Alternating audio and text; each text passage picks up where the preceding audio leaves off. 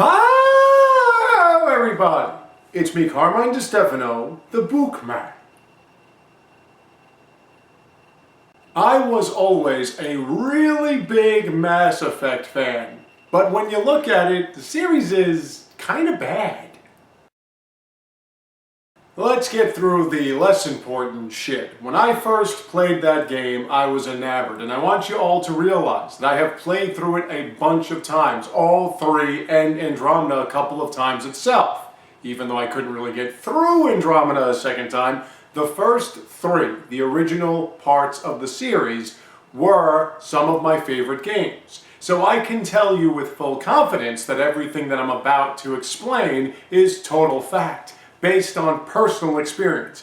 But when I first played the original one, I was overwhelmed by the idea of a role-playing game where I can actually have control over the damage that I performed using my weapons, because the majority of role-playing game character building requires combat.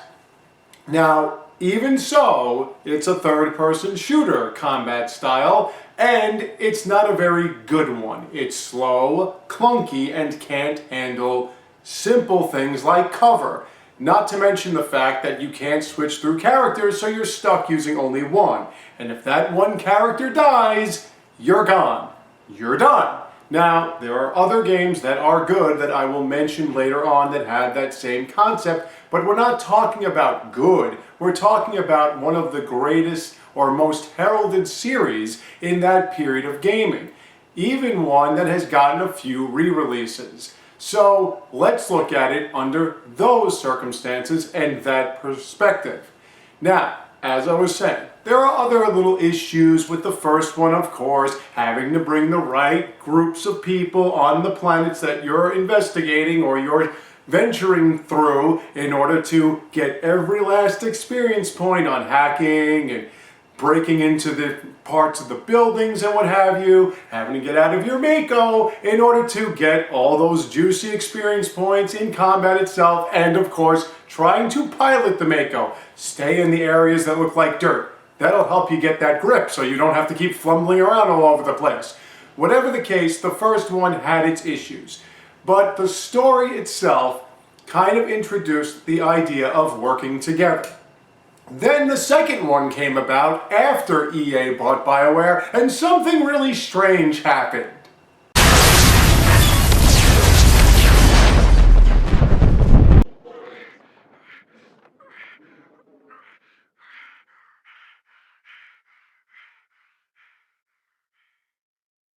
That's right, they killed your main character, and suddenly all the decisions you made in the first game were null and void. Nothing mattered. There were cameos from characters from the first game that you might have saved or what have you, but it didn't change the scope of the game.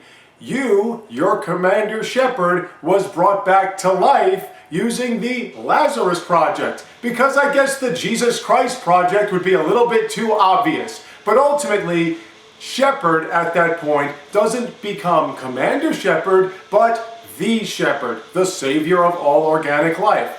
Suddenly, instead of just being able to romance the humans and the human-looking Liara, now every single species wants to get a piece of Commander Shepard, no matter what he or she looks like.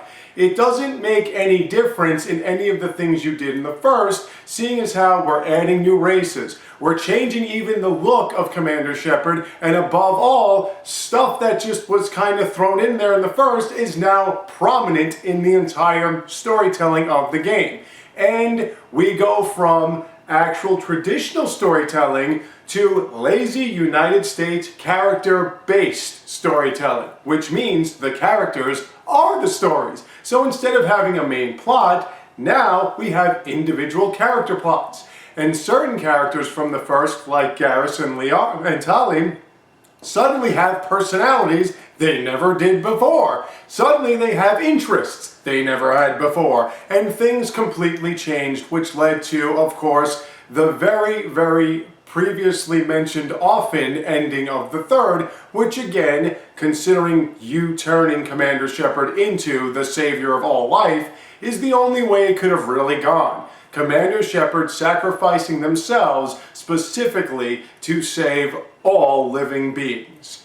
It changed everything about what the Protheans, those that came before, had investigated. It changed everything about their communications. It changed everything about the perspective of everything in the universe, and threw in some kind of last-ditch effort Reaper Doomsday device that you never even saw before. And the craziest thing about it was, this complete alteration didn't have to happen. The only reason why it seemed they did that was because the second and third ones were only introduced after EA bought it and then expanded it from just a Microsoft Xbox exclusive to the PS3 and the Xbox 360. But not that far after the release of the second one on the PS3, we got this comic book version of making decisions from the first in order to integrate them and import them into the second, and then the first one just got re-released anyway on the PS3, so the whole idea of starting from scratch was completely fucking asinine, considering you were going to release the first one anyway. And the third one was released on its own, individually, on the Wii U, and that didn't have a whole Shepard got killed and had to be rebuilt from scratch thing, so there was no point to that anyway. Not to mention the fact that individual classes didn't really get well fleshed out until the third one, where the second one had maybe Shepard being given a certain ability that other classes didn't have. Still wasn't anything like its own class, and the first one was just swapping abilities based on individual classes. So that was something, not to mention the fact that the third one focused more on you doing third-person shooter things like online competitive shooters, which again was fun as hell, don't get me wrong. That whole idea of getting online and using different characters like Glyph or Turians or whatever was great and got me hooked.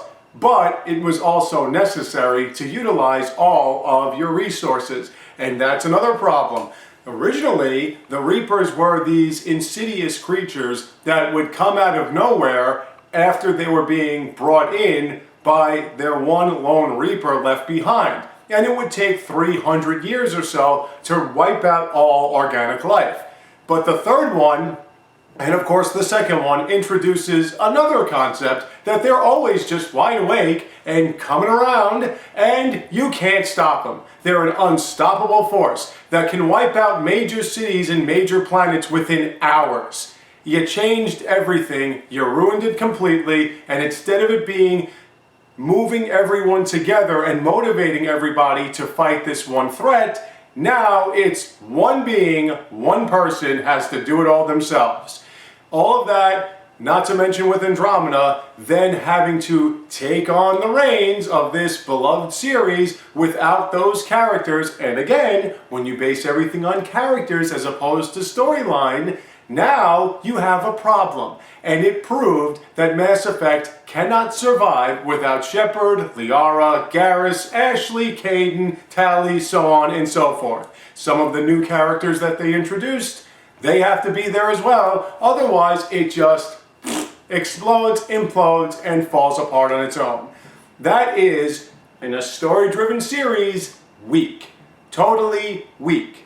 Not to mention the fact that there are, of course, game-breaking bugs, and anytime you want to immerse yourself in some of the cutscenes, there are glitches that fuck that all up, which never got improved upon, and crashes in the worst times, which had only been rectified in the third one with all the autosaves. Not like it stopped the crashes, because those would keep happening, but be that as it may, the overall productions of the games themselves seem to be lacking, despite the fact that after the first one, and specifically after the second one, there were a ton of gamers that wanted to get to the end and see how it all ended up. And what we got was, of course, shit. And that, of course, brings the whole experience to a screeching halt, and then reminds us with Andromeda that we lost all of it and we're not going to get it back, or so we think. But as of now, it's completely dead. Overall, considering all the storyline issues, the glitches, the bugs, yada yada, and of course the stiff controls, adding from refreshing or reloading guns to having to pick up ammo in the middle of firefights so you can recharge your guns or whatever, all of the different bad mistakes and bad decisions that BioWare made in not just the original production, but in the continuation of the series, can't really make them as great as everyone makes them out to be, and ultimately turns Mass Effect, I'm sorry to say, overrated. Thank you all for watching. I have more for you soon to come, so stay tuned, take care, and have a great day.